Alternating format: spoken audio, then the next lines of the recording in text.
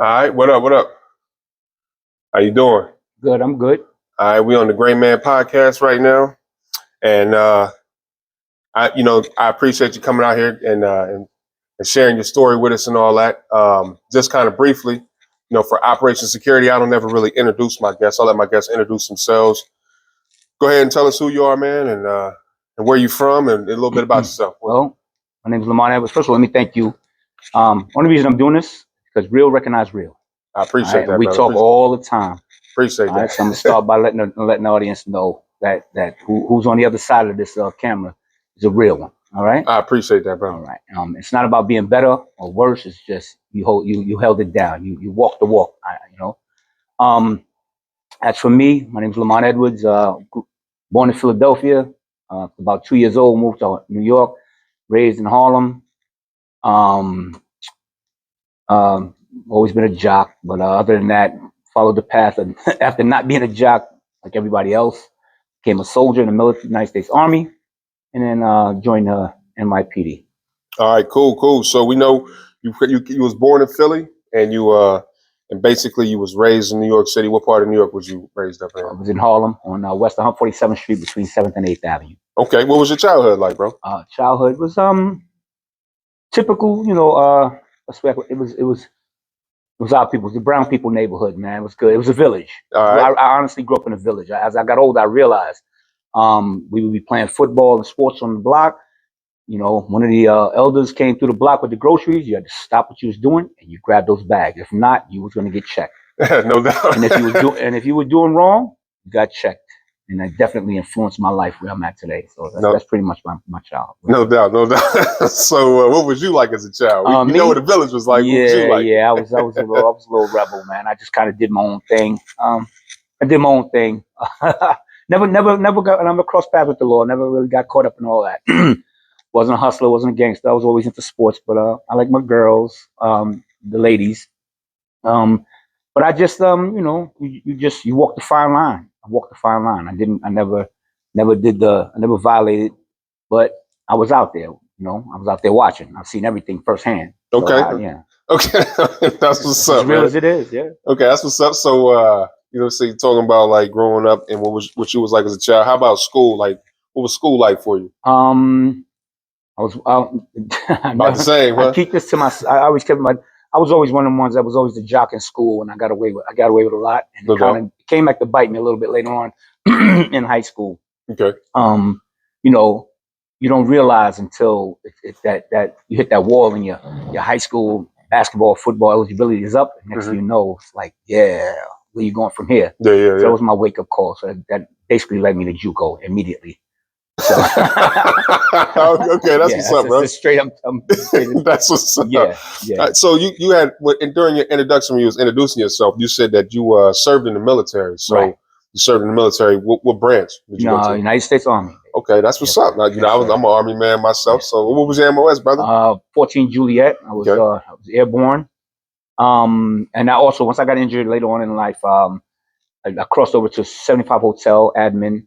It's more marketable in the civilian world. Most definitely. Yeah, that combat stuff is cool. Yeah. But then you learn it like everything. When you get in it, that's when you learn the game. And I went in. Most definitely. And once I learned, like, I can't take these radars and these guns and rifles with me out, in the real world. So I crossed over into something that was more marketable. Everybody wanted to be Rambo in the movies, but then ain't nothing going on out here in the real world. So you find your job opportunities limited. I can't walk in the grocery store with an M16. So, it'd be nice though, right? Yeah, well, absolutely. Especially in certain situations.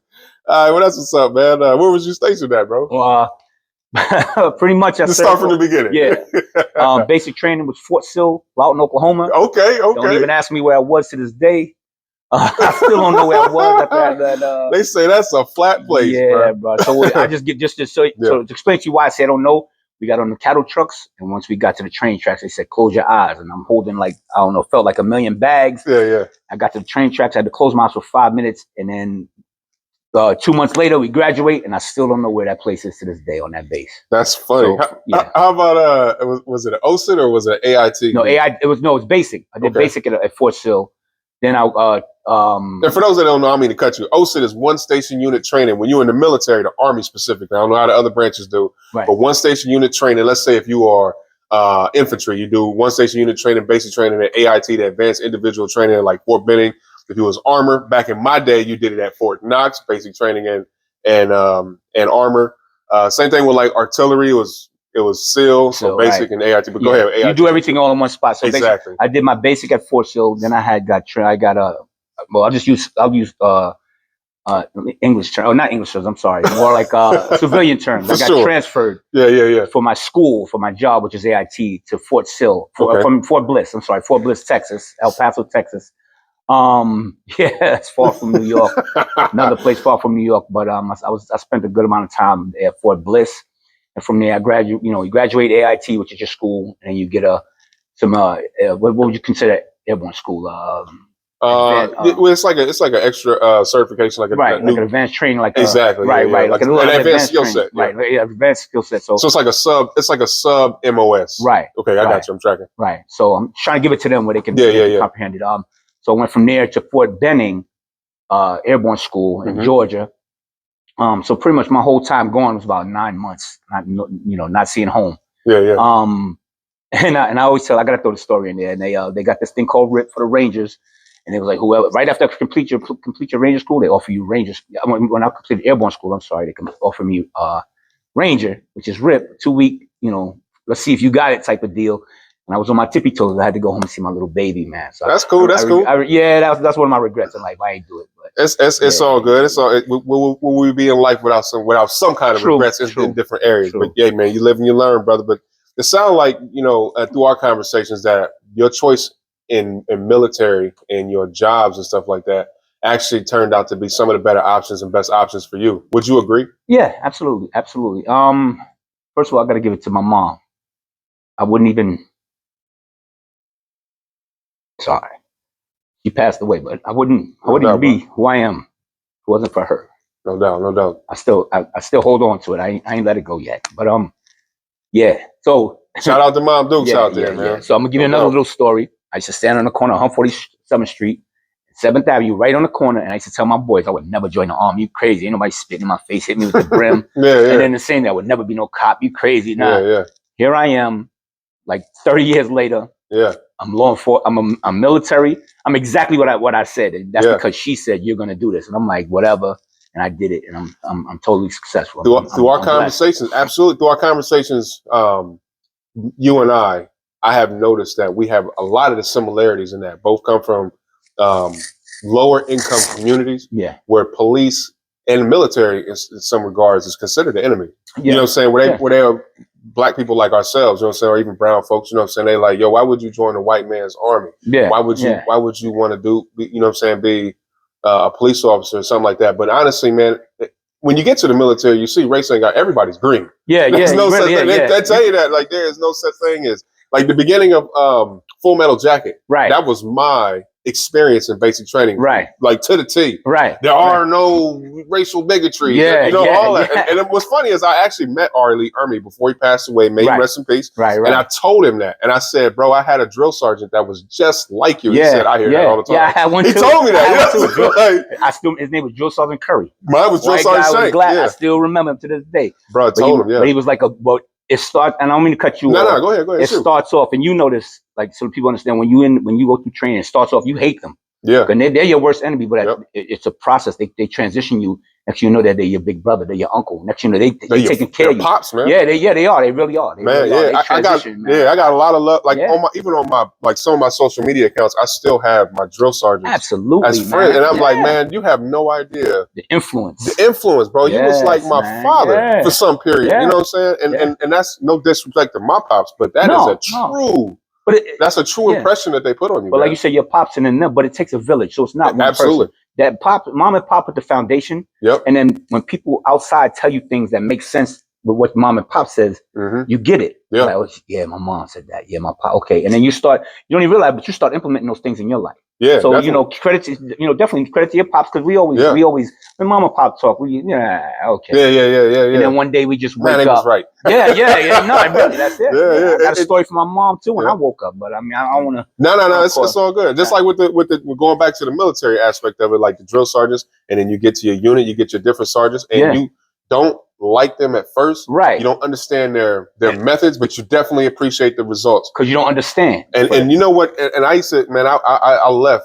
I left basic training. I thought about some different people, like my first sergeant. You know what I'm saying? Right. My CO, my captain, and everything. Right. I'm like, man, I will follow them dudes through the gates, bro. I'll break with the gasoline wall. draws. I will break the brick wall for them. Period. Absolutely. Period. Absolutely. So how long did you serve in the military, bro? What was the years, like, basically? I was in from 1995 to 04. Okay. I had a small break in service. Long story short, my ex-wife wanted to get out. I got out, and I had already had NYPD on. I was grandfather with them, so I jumped out, and they were then.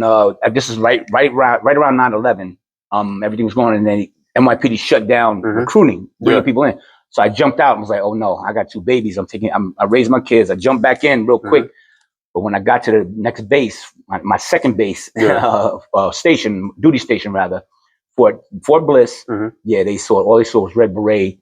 They saw the stud. Yeah. You know. So for those that don't know, the maroon beret talking about. Yeah. In the Army, you got different berets for different type of job skill sets that you have, and you being airborne, you get a maroon beret, right? And that's basically a representation of the skill set that you have, right? So when I left, that was my duty hat for my uniform. When I got to the new duty station, that's all they saw, and they wanted me to do everything, and I was handling it, but they treated you like high speed. For real. I'm trying to. Yeah, they did. I was handling it, but that's kind of foul, but I understand. Yeah, they were doing some things that weren't by the regulation, wasn't right. Word. And I put the universe, universe / God. I just to clarify with people, I say universe because I don't know if it's Buddha, Allah, is God, whoever you want to worship is fine with me. There's a higher power that blesses you, and I learned my lesson how to listen to the universe, and it taught me a lesson. Yeah, no doubt, bro. I learned. So yeah, I got the bliss. Yeah, I'm sorry. No, you're good. So what did you learn from your time in the military, basically? Take care of people. Okay. That's my biggest takeaway.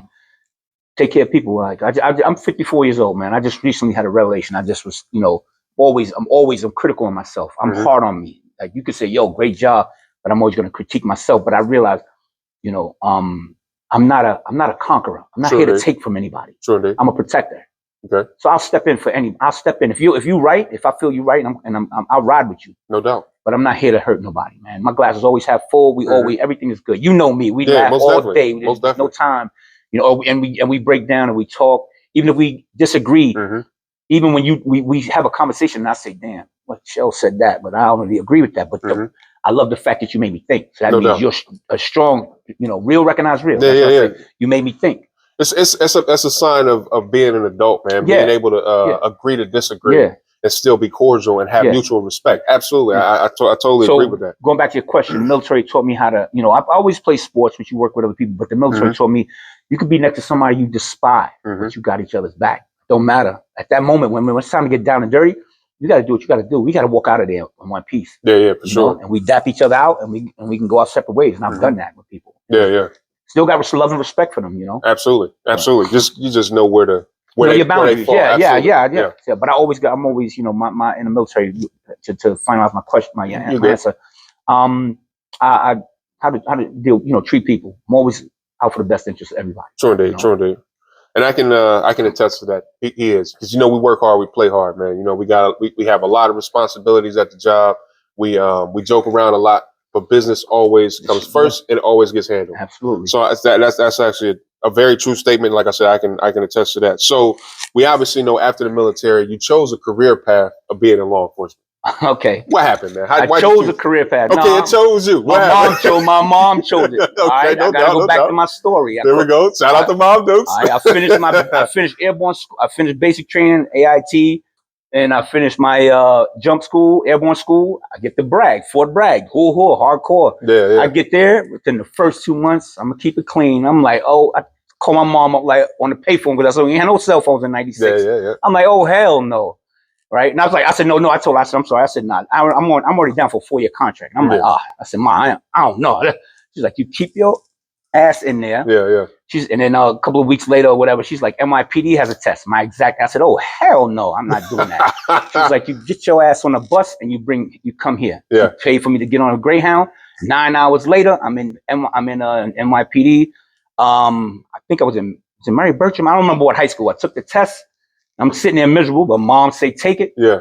That's the grind, all high exalted. That's the one. Yeah, true. I do what she say. And I go back to Fort Bragg, and I'm doing my career. A few years later, I get my results. I pass. So they call me, hey, you want to come to the academy? This is probably like in '97, and I'm like, I'm my exact answer on the phone. If they could saw my face, like I'm in the army. Like they were like, well, we'll put you on the grandfather. Well, grandfather, we'll put you on hold. I'm gonna send you a letter. They send me a letter. Have my commander sign it. I sent it back. Didn't think too like this. The way I'm explaining it is exactly how. So hold on, this is interesting. So you saying that you actually applied for NYPD before you was even out of the military? Right. I was still. You said you got out in 04, right? Right. I got out in 04. Wow. Okay. Yeah. So that's like a 7-year. Yeah. Wow. That's actually kind of sweet. Yeah. So then they grandfathered me. That's what's up, right? Man. So it came out to about 4 years, 4 months. And I'll explain why. Okay. So here it is. I'm in the military. Everything's rocking good. At the time, my ex wanted to get out in 04. I'm fast forwarding to how I got to NYPD. So I'm already, I kind of forgot about it over the years. I had this document in my little, Love Me book. How we have our Love Me book with the awards and everything. Yeah. And then I was doing something. I pulled it out. I said, oh, forgot. They got me. So I called them up when I'm on my way out in like 03. Yeah. Because I got out in 04. I was like, hey, I'm getting ready to come out. And they were like, hey, yeah. They looked me up. Yeah, you good. You get here. We just start your paperwork. I'm like, wow. Okay. That's sweet. Yeah. So I wound up getting out. Mm-hmm. Called them up. I got out in February 04. By July 01, I was in the academy. Just like that.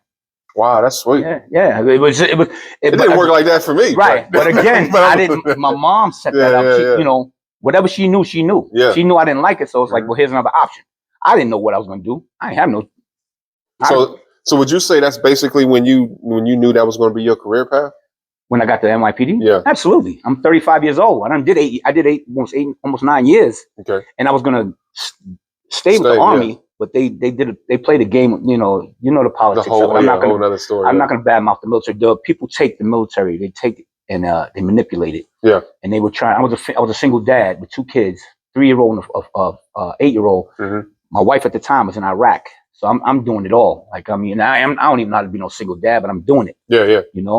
I'm giving them ramen noodles. I'm making it happen. You get spicy today. Yeah. You get cheese I'm in the field. It was a crazy ride with that the last little stint I had with the military. But then when I got to NYPD, I was like, that definitely had to be it. I'm 35 years old. Yeah. And there's some more crazy stuff that went on. The blessings I got, man. Yeah, true indeed. I don't want to jump ahead with your questions, but I pretty much when I got to NYPD, I pretty much knew this is it. There's nothing else. This is it. That's what's up. So how was the police academy? How long was it? 6 months. 6 months. Man. 6 months. Okay. Yeah. So it was the same for me, like pretty much. Yeah. Not to diminish anybody else's accomplishments, but it was like, can we skip this? Yeah. And again, my NYPD brothers and sisters, I'm not diminishing anything, but the military, in some regards, is a lot different. For sure. We used to run around a basketball. I was in the old academy. People who know NYPD, we have a new academy, state of the art. I was in the old academy, so we used to run around a basketball court 8 times, a square. 80 times. And then you hear people, and I'm sitting there like, can we go? Like I feel like a gazelle. I'm used to taking off. Yeah. And even when I was, you know how it is, even in the military, you don't want to run. We run it. Yeah. That's the first thing you do every morning. You can't even go to sick call. Yep. I'm giving you military stuff. You can't even go sick till you go chow. run. Yeah, sure. And you don't run for 2 miles. You run till your platoon sergeant or your squad leader, whoever's ahead, gets tired. You just got to go. So here I am, fast forward, I'm in the academy and I'm just, try to stay humble. I ain't, and only thing is we actually had to study more because military, everything is hands on. Yeah, true. So we definitely had to study more. That for your legal and exactly, exactly. So first day out of the academy, what you remember? First day out of the academy.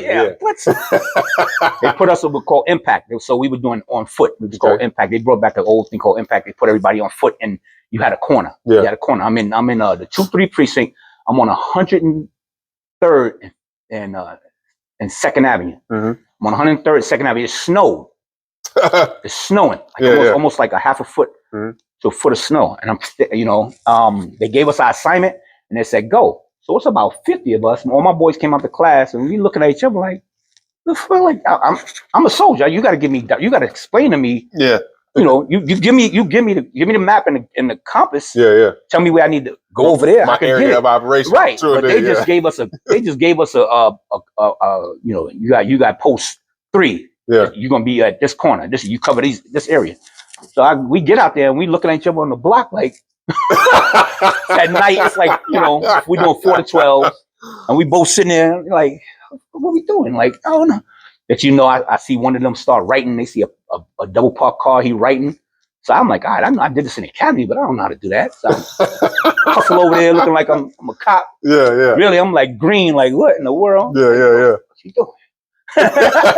So he writing, you know, we just piggyback each other, and we just picked it up. We picked it up. So after a while, you know, you catch on, you hold down your corner, you take care of bodegas, you take care of people, you get to know the people, and that was my first experience. That was my first day out. So you saying that impact? So it sounds like to me that was really like a commissioner or mayor's implementation of a show of force, right? Without being like forceful on your community. It was an old program, and they brought it back. Was it a Giuliani thing? I'm just out of curiosity. I think so, but I was in. Don't forget, I was in the military, so and I was in North Carolina. Okay. So a lot of stuff that was going on in New York. So when you left for and I know New York enough to be able to have this conversation with you. So before you left for basic training, was Times Square the dump?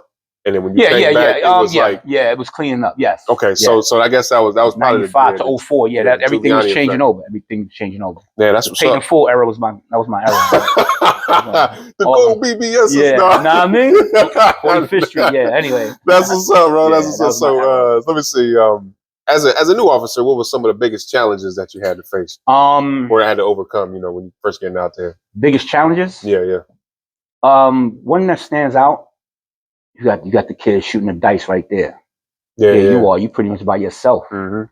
Now you got to figure out what to do. Mm-hmm. Now remember, I'm from Harlem, but I'm on the east side of Harlem now. Yeah. So when I grew up, and it's not a racial thing, but west side of Harlem is mostly brown. I'm just to let you. I'm trying to get away from saying black people because it's us, but the history is usually so derogatory. You know, derogatory. So I wanted, you know, that was for the most part. The west side is the brown. And the east side is Spanish Harlem. That's what it's called, Spanish Harlem. So here I am, I'm in Spanish Harlem, and I got to figure out a way to step to them because I know how they feel about the police because that was me. Yeah. So how can I get them to understand I'm here for you, but at the same time, you can't do this. So that was my biggest challenge. But then I had a little saying I came up with, like, listen, so, you know, fellas, I'm here. Mm-hmm. This is my block. This is my exact word. This is my block right now. This is my corner. I said, I don't want to go in your pockets, and you don't want me to go in your pockets. So the best way to settle it, when I'm here, let me have it. When I'm gone, you can come on back. And I'm batting 1,000 with that. I was batting 1,000 with that. It was respect. Yeah. Because you see, I don't want to give you too much. I'm all of my philosophies on and the how can I put it? But you know, this is good though because there's going to be a lot of potential law enforcement prospects or guys just coming out, you know what I'm saying, just trying to figure their way and not really understanding, not being from them communities, even, and not being, trying to figure ways to navigate themselves through. I'm trying not to change the subject, but I could go on and I could go all over the place with it because that's some of the things we had guys that would come from Connecticut and Boston and Long Island and all these places. Absolutely, They want to be a cop, culture shock, and they want to be a cop, which is cool, but they treat everybody the same. I used to have to put a pause on it, but if you want to ask me that, or you want me to answer it, or you go ahead, shoot. So, well, let me just finish clarifying that. That was my thing. I used to take my way of taking care of the hood. I told them I'm from here. I'm from up the block. Yeah. But this is, I'm here. So what I'm doing to you, that was another thing. What I'm doing to you is what I do for you. I don't know you today. So now after today, we good. I'm not gonna let nobody mess with you. No violation. Right. I use street term, but ain't nobody gonna mess with you. But if you ain't right, I'm gonna be here. You got it. If you ain't right, you see me. You know what it is. Yeah. But in the meantime, somebody new ain't gonna come in this area and mess with you. That's not on my watch. I had a similar saying, so to speak, because I started my law enforcement career in prison. Right. And that was definitely a culture shock for me, even though I grew up around a lot of the same people. Right. Even though I grew up around a lot of the same people that was incarcerated and all that. Right. But one of the things I used to say is, as long as you don't put me out there, and I used to point like, right, I won't put you in there. I'm pointing a cell. You know what I'm saying? So, but I kind of, as I transition to the street, I would tailor, but it's just, I'm saying the same thing, right? But I would tailor that to the audience that I'm giving it to. Right. You know what I'm saying? And I guess you're right. Like, you do have to have your own like catchphrases and your own but you gotta, but you mean what you say. It's like, don't force me to do my job. But in the meantime, even if we bang heads, I still got you. I'm still gonna take care of you. You know, and that was pretty much how I did it. Because it's not coming from a place of personal bias or nothing like that. This is my job, bro. I was there. Yeah. So it was more personal. Yeah, for sure. Because I was there. And I remember standing on a corner, just coming from the gym, playing ball, getting thrown on the ground, and they just taking nightsticks and hitting my backpack to see what's in it. What you got? Like, just ain't even like, damn. Yep. Like, y'all see us every day, you know, but you just lay on the ground for and they just. Yeah. So I got an incident like that, bro.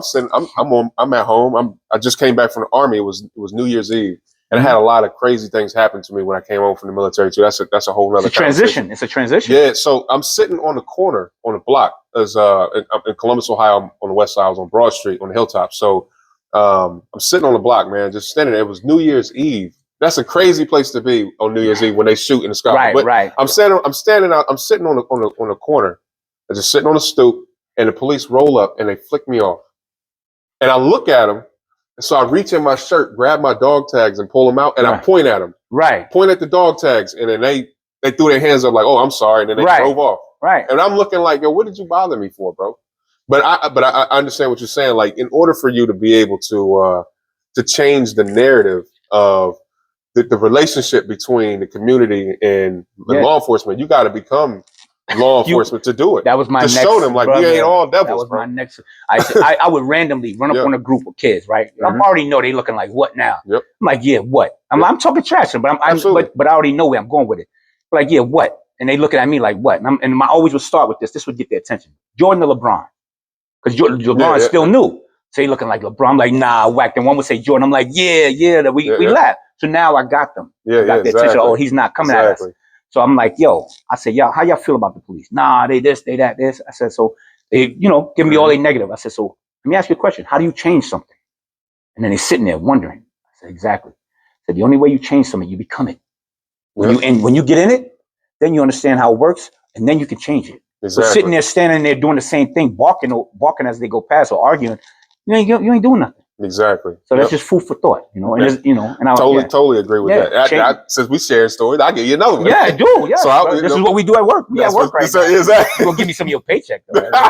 Get some of my hours. I don't know about that. No, so it's just when I started, like I said, in prison, for example, and this is because that's where I got a lot of my foundational law enforcement experience and communication, and that was really like the training ground for me. They teach you. Yeah. The inmate, I don't like to use inmate, but the bad guy. Yeah, definitely. The dudes on the street, they teach you, pretty much how they run their operation, so you can figure out how to run around them. But no, absolutely. But I would see them at the table playing a game or whatever, and there would be like there's 4 seats at the table, and there's only 3 of them sitting there. I would sit at that table, right? And they would look at me like, "Yo, what do you like? What do you think?" And I'm like, "Bro, I can't learn how to play whatever they was doing." You know what I'm saying? I'm not a proficient poker player. Can I learn? Is this the right type of hand? Yeah. Or you just trying to tell people? It got to that point. You know what I'm saying?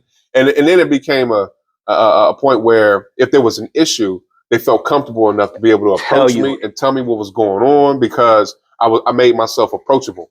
You know what I'm saying? And it's not about crossing a line.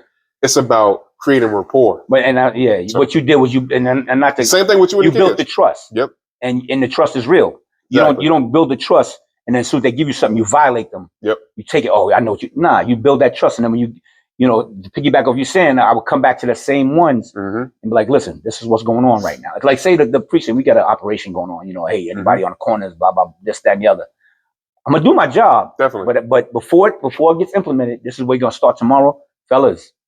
I'm letting you know right now, it's not where to be tomorrow. All right, something's going on. We gonna be riding around, and we're gonna, because it might have been a shooting, it might have been a stabbing, somebody got robbed. Yep. So now we're gonna throw heavy force in that area. So I'm like, I know you guys don't get down like that, but don't get caught up in the wave. Exactly. So you might not want to be here. So now they see the next day. They see us out there walking on foot. We touching people. Hey, what you doing? We ID, blah, blah, blah. And they get it. So now every time I tell them, yo, you looked out for us. Yeah, bro. yeah. It's like, Appreciate all that. right, so I'm just looking out for you. Mhm. You know, and then from then forward, every time I give them the word, it was respect. You know, Mhm. respect and trust. Trust was the main thing. Most definitely, most definitely. So, Trust. what would you say was your biggest fear in becoming a cop, law enforcement officer? I grew up in Harlem, and Yeah. I grew up on the west side of Harlem, and I grew up on 147th Street, and they got me in the 28 by the Apollo, which is 125th. Like I'm a mile away from my house. Mhm. So I come out the Army. It's been some years, but I'm like, these are my people. How do I step to my dudes? Like we would be on 25th. Yeah, yeah. So that was my biggest fear, like how it was going to be received. You know, like how do I go at my not homies, we call it my dudes, like I grew up with. You know, but at that point, it was respect. It was love. They showed me love and respect.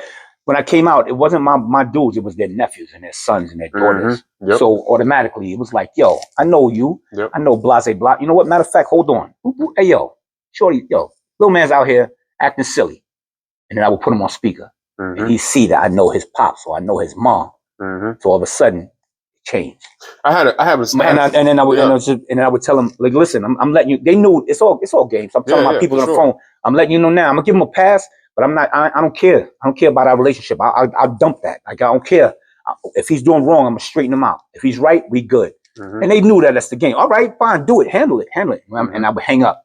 So Shorty's like, oh, this one, okay. And then later on, we're talking on the phone, like, what he do? Yeah, he came on. He was shook. That's what we want. Yeah, absolutely. He's thinking about whatever the consequences. Get him scared straight. Yeah, most definitely. When he see me, he's like, you know, he give me that, you know, that side eye. For sure. So that was, you know, that was it. I was gonna say I had a similar situation to that where you know, I was in prison, and then I left the prison. I ended up going to juvenile jail, and working in a juvenile jail. I was only there for a short amount of time, but the sad thing is that I had a boy in there whose father I had in prison, Right? And he asked me, because he knew what institution I came from, did I know his pops? And I did know his pops. Right. And so I started describing him, his father to him, and he's like, man, you did know my dad. For real. So the funny thing is that you know, he was kind of a knucklehead, but because I knew his dad, he was kind of more passive when on my shift, and whenever I was working his unit. But what's crazy about that is he ended up calling home one time, and his dad was on another phone in the house, and they put him on speakerphone. So he asked his dad, "Hey, Dad, got this officer man in here. Do you know a dude named Shell?" They talking on speaker. Right. He like, yeah. He a good dude, man. You better not violate or disrespect him. Right. So he can't.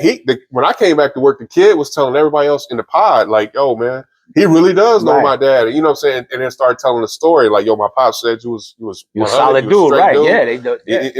And then from there, because of that conversation, and the kid, he validated and verified me being in an institution with his pops. Yeah, like, that made all the rest of the kids kind of calm down in that particular pod. Also, so yeah, I understand. Like we talking about between the father and kid, and you but like you said, but going back to the original question, like when you first started, what was like the worst part, like the scariest part, or whatever? It was like, damn, how am I gonna treat my people? Yeah. Like besides navigate brown people, my people that I'm dapping, and I've done ate with, and I done went through stuff. But so, you know, once they caught on to the game, you know, when the streets kind of, like you said, they validate you, like, yo, leave them alone. And then what I wanted to do, I wasn't out there to hurt nobody. Yeah, absolutely. It wasn't hurting them. It was with love, and they felt it. And they can see that too. Yeah, after a while, definitely. Because if the same way you are yesterday and today is how you're gonna be tomorrow, then I can respect that. Once they received me and I felt it, then I was good. I went with my style. You know? Most definitely.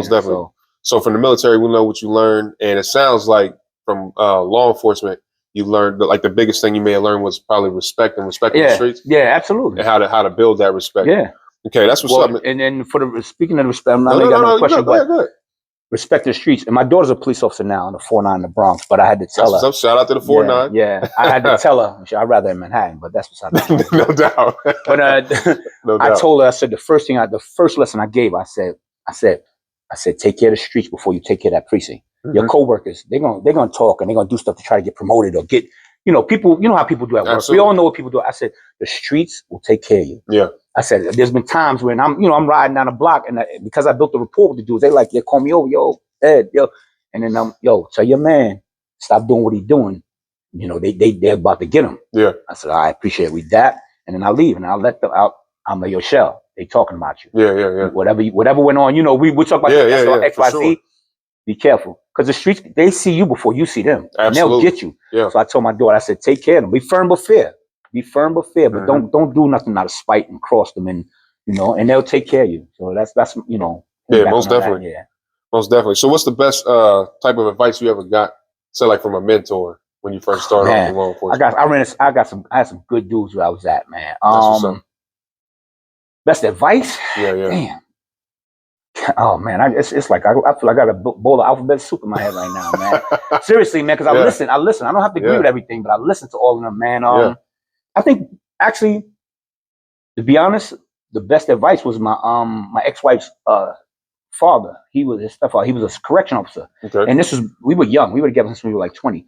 But he said to me, he was like he worked at Rikers. He was and then he worked a couple of other jails that was in Manhattan and stuff like that. He said he would always be firm but fair. Fair, firm, and consistent. Yeah, he said that. So he said firm, but and he wasn't telling me that because of being a police officer, just his stories. Yeah. And he's going through a little something dementia stuff. But I just told him not too long ago, say, yo, thank you, man. So that's the number one advice. That right there, just listening to him talk, and then I carried that with me. Yeah. And when he said it, like, what's firm but fair? When you tell a 20-year-old, 21-year-old, what's firm but fair, you hear it.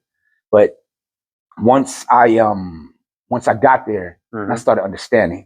And there's another one I got to mention. My man Terrence Gatlin. He's a court officer. One of my dudes we grew up with. His father. If anybody knows 125th Street, he wore camouflage all the time. His name was Marvin. Me and my boy, we grew up together since like yay big. But Marvin, they call him Sensei Marvin, but he's Marvin Gatlin. Passed away. But he used to always drop gems on us, man. Like way before we trying to play football. We would stop to talk to him. We loved to entertain him. It wasn't like we was like, but nah, he talked, man. He just caught it. He would have us hypnotized, man. He was just wise. He was just always, and he was good to us, man. He gave us he gave us that father feel. Yeah, that's what's up. I do like another one. I give him the shirt off my back, man. I'll give him anything. That's what's up. Yeah. Yeah, that's dope, man. So me and T still tight. Me, T, Josh, Brandon, Danny. I can go on Johnny. I can go on. I can name all my whole block, man. But shout out to the crew. Yeah, my blood. 47th Street, man, for real. The ladies, they raised us, man. Yeah, being checked by everybody. Yeah, for sure. Yeah, real community. Yeah, it was for real. So, man, we still to this day, we all old, but yeah. All right, I'm sorry. No, you're good. We love it, man. So, what kind of advice do you have for someone trying to get into this career path? In law enforcement? Yeah, absolutely. Yeah, it's not for everybody, and that's okay. And even military, it's not for everybody. But if you're gonna do it, don't go into it. Trying to make a change for the better. Yeah. It's a lot of politics. We didn't even touch. It's a political game, especially in New York. It's a political game. Law enforcement, the good guys and the bad guys ain't how you stop crime. Because I would lock up the same. A couple of times I locked up the same dude twice in a day. He would get out, come back out, and I lock him up again. And I'm like, yo, dude, like, when are we gonna stop this? But once the justification and the politicians start playing their games. Once they're doing that, they start moving people out. That's when things change. But for the most part, if you're doing it, do it with a good heart, man. Do it. If you're gonna do something, do it because your intent is to do better. Sure, so, like, if I write you a summons, it's like, yo, dude, yeah, you're gonna get this today. And then if I catch you doing it again tomorrow or something else tomorrow, you're gonna get 2. I'm gonna double it until you figure it out. Yeah. Stop. When you're ready to get right, hit me up. Yeah. I always told them that. When you're ready to get right, hit me up. If I had old boots, I used to give my boots to the homeless. Yo, dude, don't let me find you solies. Say what this is for. This is for you. Like I just use my platform. I guess I'm, DC Marvel for the good. Yeah, it sounds corny, but it's real. It's real. Because my thing is a lot of the answers that I get when I ask that question is a lot of dudes say that they initially thought that they could change the world. Yeah, you know what I'm saying? Yeah. But see, you are changing the world because you change the world in the ways that you reach out and touch it. You know what I'm saying? Yeah. You change as long as you change in your little sphere. You know what I'm saying? And you impacting those inside of your circle, and you can reach out and touch, bro. You changing the world. And imagine if everybody was to go around and touch everybody in their own sphere, right? And they circle. You know what I'm saying? People that they can reach out to, even if they don't have nothing, but would help the old ladies across the street. You know what I'm saying? Would help the kids get home from school safely. Like, bro, this would be a totally different place.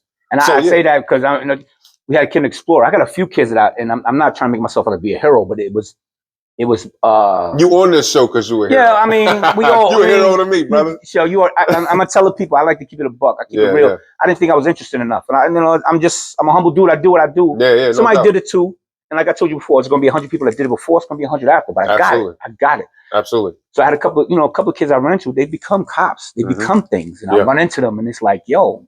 I had the soldier, he was a knucklehead, Francis. I'm gonna put you on to him. He got stories. But he caught up to me one day on social media. I know I'm jumping around, but it's all the stuff. And he said, yo, man. He said, yo, thank you. I'm like, huh? It's like, yo, you're the one.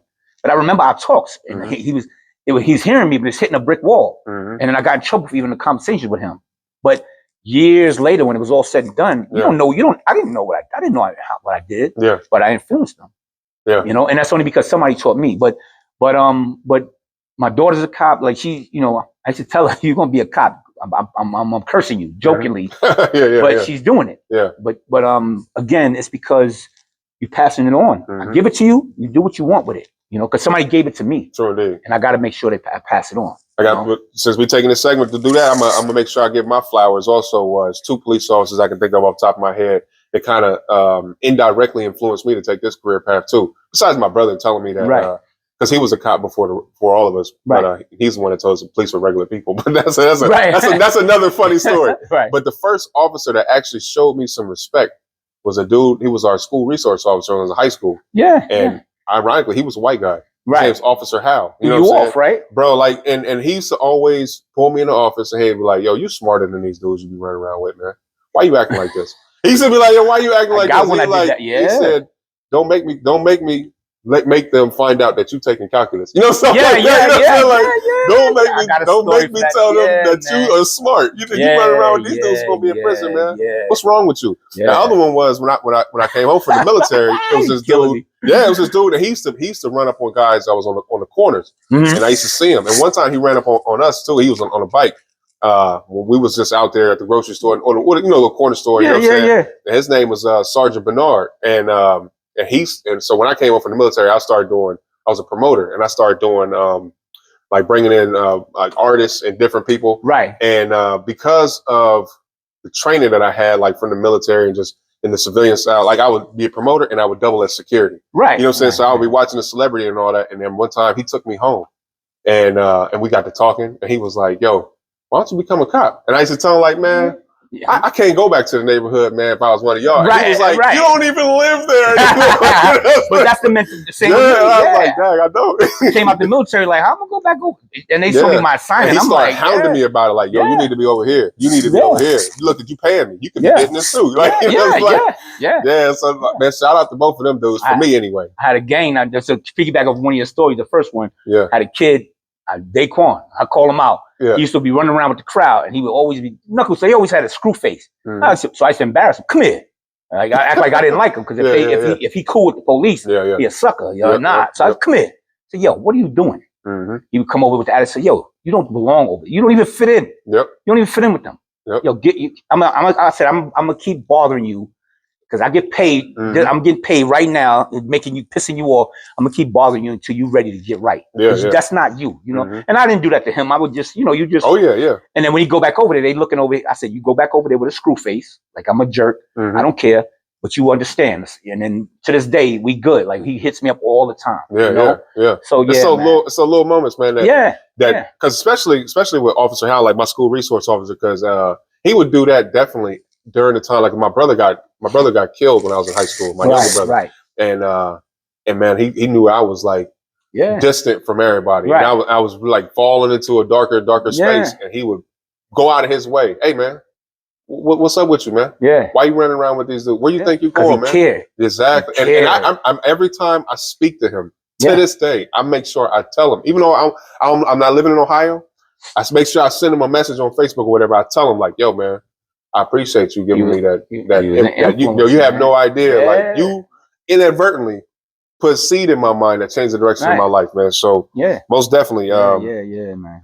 So we sitting here telling stories. Tell us a crazy story, man, when you was on patrol, brother. You know all my stuff. I know. So, for sure. I had a partner, Neil Lawson, man. He was a senior. He was. I got a bunch, man. All right. We had this dude. He needed medical. He needs some medical aid. This is a person. So he comes to the door. So we hear. We just hear his foot slip and slide into the door. Right. He needs. So we got to check it out before we call the ambulance and stuff. So we get to the door. Yeah. And he's breathing heavy. So we looking at each other like, what the fuck? What is this? Yeah. My man opens the door. He had a towel wrapped around him. He was a big dude, but this is foul. But his ball looked like a globe that was in high school. I guess he had one big ass ball with vein. So he opened the door. He's like, I need an ambulance. And we're like, well, what's wrong? We already looking at it like, what's the problem? We looking serious. But we looking at each other like, so what's wrong? And he said, I gotta go to the hospital. Whatever he was saying, I don't even remember. Well, my partner, he's a client. He's like, well, let me see so I can explain it to the ambulance. He's with the serious face, and I know he's being funny. Yeah. So the dude he pulled the towel back. I was like, yeah, what the? He was just staring at this big ass ball. It had veins and all kinds of stuff, and it looked like a globe. That was something. And we just we took him to the ambulance, but he had to like sway with it when he walked and stuff. So that's one we had. So you was there when they drained it? No. Nah. Pause. Super pause, right? Pause. I got a whole bunch of stuff, man. I got a bunch of stuff. I'm trying. That's funny. Okay, here's something he did. The crew, the Snoop, there was the Snoop crew in the precinct. So we had this dude, Roberts, cool dude. They wanted to get this little midget. They wanted to put him in a locker. And when Roberts went to his locker, he wanted to open it. The mom said no. So these dudes went to the where you get the goats and the sheep and the live animals and slaughter them for food. Yeah. They went and bought a goat and put this goat in this dude's locker, man. Something crazy. Like a real one? A real goat. I come in, I go to my locker and I hear boom, boom, boom. I'm like, what's up? I'm like, boom, boom. Next thing I know, Roberts and them over there talking, and he goes to his locker and he opens it up, and that shit just came running all over there. Everybody just went crazy. Man. So he put a goat in his locker. I could go on and on, man. We had a bunch of stuff. That's pretty funny. So in the research and in our conversations, man, you were a part of a special unit with NYPD called the Counterterrorism Unit, brother. Yeah. Can you explain what that is? CRC is exactly that. We full battle. We military grade. We had M4s. Headphone. We had the whole setup, but it was teams of it was 3. Teams of 3. We just posted up all over the city, everywhere. They're still out there. Critical Response Command. Yeah. When I was there, I think they changed it, but it's still CRC. But we just was 42nd. You name it. Synagogues, anything that was a potential threat, we were there. We weren't there to ask questions or make arrests. We were there. We were rolling. So how was the transition from coming from? Is that like your first job outside of patrol? Or? No. I was a youth officer. I was a youth/community. And I wasn't community affairs. I was like doing all the stuff with the kids. Anything with the kids. I was like community outreach. School. I did a little bit of everything with the kids. We used to do cops and kids. Every sport I had them run the sports. Precinct commander for the day. You had to write an essay. I'm out there hunting for the kid. Yo, write your essay. I don't care. Right? I don't write. I don't care. Write me. I'm so I'm in there making them shaking and baking. I'm like, yo, show them you could write. I'm just challenging them into all kinds of stuff. That was my big thing. Community affairs. I did that for a while. Patrol. I was a training officer for a little while, but the CRC was that was up my alley because I still got to touch a little bit of military. We get to dress up. We put on our gear. But for the most part, any type of threat that even sound like a threat, we babysat Trump's building. We just move and shake. We kept it. You didn't know where we were going to be. We were all over. Yeah. We were all over. It was a lot of us. But we just was all over the city. Yeah. So was that like a full-time gig for you? Yeah, absolutely. So what was, and I don't want to get into too much detail about, because it's still an active unit. So too much detail about like the mission set of that unit, but how was the training for something like that? Now we stay, the houses, we you always with the terms, man. What was when we used to make the tack houses with the doors. Military operation. But we call them tack houses. Shoot house. We would just have war games. We would, we go against each other. We would go in a building, we take a lot of abandoned buildings. There's a building in Queens, NMC building. So there used to be a pharmaceutical building. It's abandoned, but we would take that and because when you go down a hallway, people Mhm. think you just go down a hallway. You can't just walk past the door. Yeah, no, Because not there at could be an all. active shooter in there Yeah. waiting for you. Yep. So we got to clear every Fatal room. funnel. But yeah, exactly. And when you going in as a team, you got to know you got to be proficient. You got to Yeah, know who's definitely. going which way. If somebody go the wrong way, you don't have time to be. Nah, you got to Mhm. move and shake, and you gotta be on point. And we just stayed training. We stayed training. The best training I got, they brought in an Army Delta Force. Okay, wow, that's what's They up. brought in the Army Delta Force, and we did this out in Long Island. I can't remember the name, but it was there's this like desolate. I think it was I'm not saying asylum, not crazy. I'm trying to use the right term. Yeah. Yeah, I know what you're talking about. It was mental hospital. Right. It was a community. It was like a bunch of buildings. I Yeah. mean, and it was pitch black. Like it was at night, bro. Like NBG type. Yeah, NBGs wouldn't work in there unless you had the advanced one. Like Anyway, flared heats. yeah. Heat So the Delta Force came through, which is the big dogs, big dogs. So they came in and we were planted inside the building, playing war games, and these guys had they had the wristbands and they could see through walls. Yeah. So I'm in one of the bathrooms. We all planted all over the place, and you just hear it. You know that feeling. Yeah. It sounds kind of sick to hear the rounds go, but it's adrenaline. Yeah. And you wanna and so the people know they weren't real rounds. They were probably like the little plastic snaps. Yeah. And they paint. Yeah, paint. That's right. Yeah. And just explain to people, it's not that you want to shoot somebody. It's that your team. You want to survive, and it's real world. But you need that because you got to know how to. Because you get an adrenaline dump. I'm trying to use. It's a capture the flag times 100. Right. You got to function under that stress, and you got to make sure y'all eye contact. And me, most definitely. I'm in one of the bathrooms and they got a big hole in it. Like I don't know who, it was just a hole in it. So I'm one of the Delta Force. We had a critique later, but I'm through the hole with my scope and I'm poop, and it's too dark. So the whole time, this shit was so advanced. He's lighting my hands up. Right. So everybody's having a good time. They brought in a pig. They slaughtered the pig to simulate life-saving skills and all because that. Pig organs and skin is the closest in nature to human. Absolutely. Right. It was a dead pig. Most definitely. But they brought that in. Simulating saving rescuing a pig or rescuing a body. It was a full training, but it was awesome. So the funny thing is, at the end of the critique, me and the soldier that was going at it. And I saw him. I was like, "Yeah, I was hitting you." He was like, "Look at your hands." Right? Sin paint all over it. I turned my hands over, and we just started laughing and hug. He was lighting me up with his gear. He could see through the wall. Yeah. He saw me before I even went. He was letting me have it. So it was good. It was good training, man. That was good stuff. Yeah, that's what's up. You stay training, man. That's what's up. So being in that kind of unit, because before I obviously talking to you, I mean I knew that the need for something like that on the domestic side is definitely necessary. Yeah. But I didn't know we had the capabilities or anything like that existed. So while you were in a unit like that, did you ever do any cross training with other major cities, like maybe in Chicago or DC or LA? Well, mostly people would bring their small units to us. Okay. NYPD, we used to be 35 deep. 35,000 deep, so it was the biggest biggest gang in the world. So sure. we would have classroom sessions with them. No hand to hand, no nothing like that. But they would come in and sit down with us. Every now and then, or they had usually ESU would do stuff like that. Okay. That's NYPD SWAT. Okay. But when the ESU stands for Emergency Service Unit. Okay. So that they would usually do stuff like that, do that training. But we trained in house. We had enough to do in the house. Yeah. We got Hercules. We got all kind of units that we deep. It's like any job. You don't know what's available till you get in it. That's another message I want to pass. Don't say I don't want to do this. I don't want to do that, because there might be something that you want to do in there. Yeah, for sure. Once you get in, that was another thing my mom taught me. Just get in there and see what they got. If you don't like it, you could come out.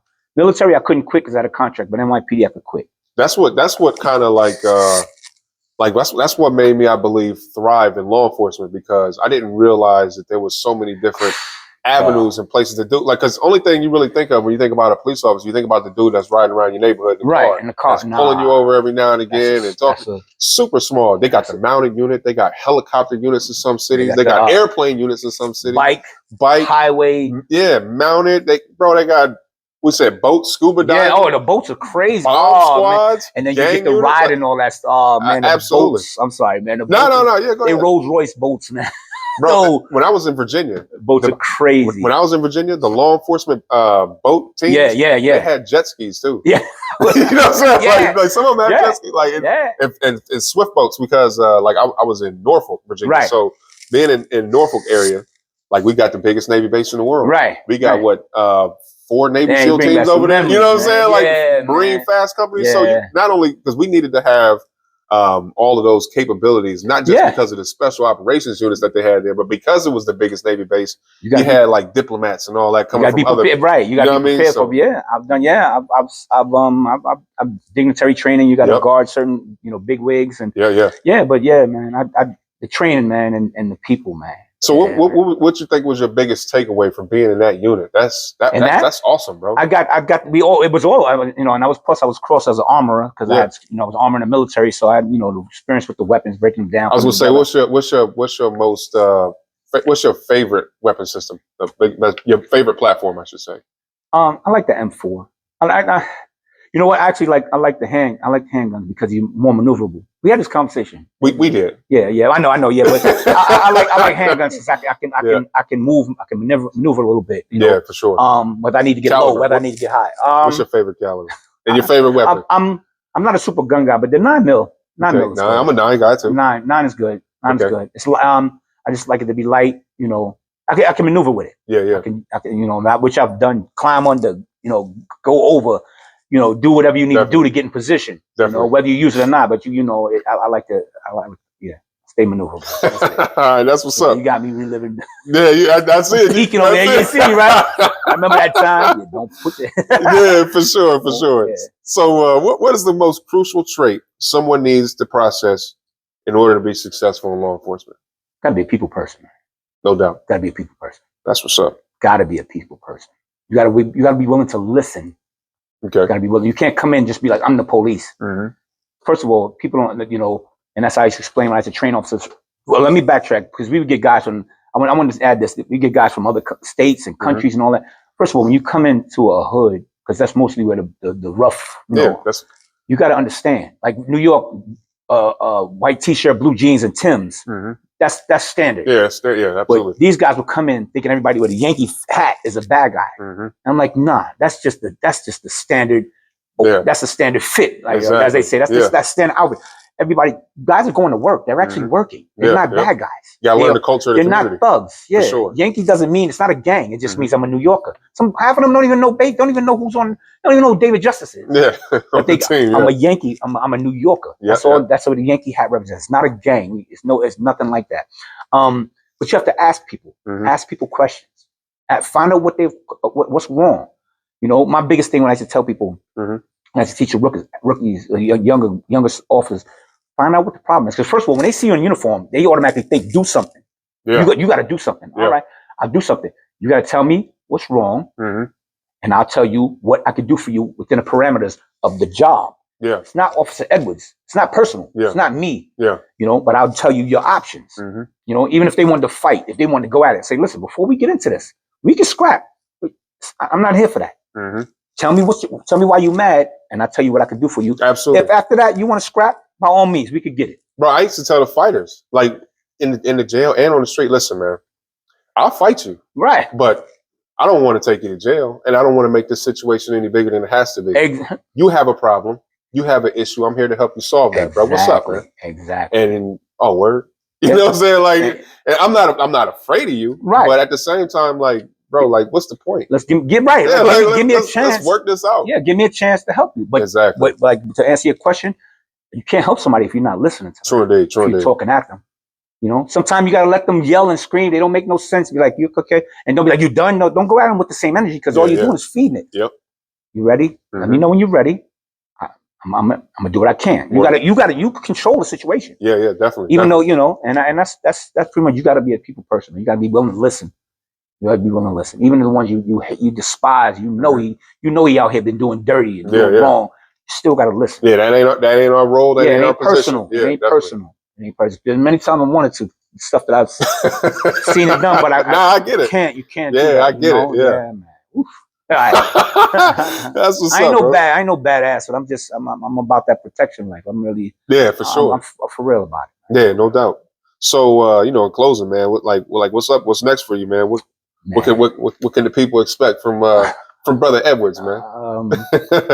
Man, my babies, man. My babies is everything to me, man. I'm in love with my babies, my kids, man. They grown 29, 24, but I just gotta make they doing it. They doing it. And when I say they doing it, they going through ups and downs in life and they handling it. So I'm not saying my kids is the best, like they bring in tons of money, excuse me. No, you good. They going through the ups and downs in life. And when they come to a down, they understand that they gotta go through it. Word. And then when they get to the high, they don't, you know, they're not all over the place. Yo, I'm there. No, it's life. Yeah. The bottom line is they know how to cook, do laundry, and they know how to pay bills. Okay. And that's what they're doing. They're struggling like everybody else. Yeah, you know what I'm saying? But what's next for me, man? I'm cruising, man. I don't know yet. Yeah. We're about to decide. No doubt. I get a check. Retirement is it. Yeah. In the brown community, like nobody talks about pensions and retirement. Like it's not a thing. And I try to educate people. Like you get that good job. For sure. But get that. It's the end game. Yeah. When you wake up and say you pay all your bills, you got no money left. You eat ramen noodles for the whole month. But I know when I wake up on the first, everything is paid. Electricity, everything is good. Yeah, definitely. I'm gonna do the spicy ramen this month. Yeah. You know? That hunger doesn't feel as bad as exactly. Man, how am I gonna eat and pay these? Yeah, right. Everything is paid, then I can find a way to eat. I'll be all right. But it's just the end game. It's just passing it on. I don't know, man. I'm just riding the wave, man. Yeah, no doubt. Well, you're still a young man too. Yeah. You said like 54, right? 54. I'm going to the gym right after this. You're at the top of the hill right now. Yeah. I'm actually going to the gym right after this, man. Yeah, as long as I got my headphones, listen to my music. You know what I'm saying? Yeah. Probably gonna listen to a little Eric B. and Rakim. Okay. And I'm paid good. in full. Yeah. From there, because you got a pension, so paid in full. Thank you for master plan. I got you. Exactly. From there, I might go to Cigar Lounge. I don't know. I don't know. I have no idea what I'm gonna do next. But the wind is blowing. Exactly. You're looking like a sail. Exactly. I might want to go against it. I don't know. That's yet. Not yet. That's all right. I can dig it, man. That's what's up. Well, coming from the military and also law enforcement background that you have, that I have, we use a lot of acronyms. You know what I'm saying? And the acronyms that we use reflect the different type of things that we like to try to put out there, the missions and whatever. So here at the Great Man Podcast, we also have an acronym. It's called HOPS. All right. Now, my HOPS, I try to implore people to train hard, train often, train properly, and train safely. Absolutely. Man, I appreciate the conversation and your time. Peace. One love, baby.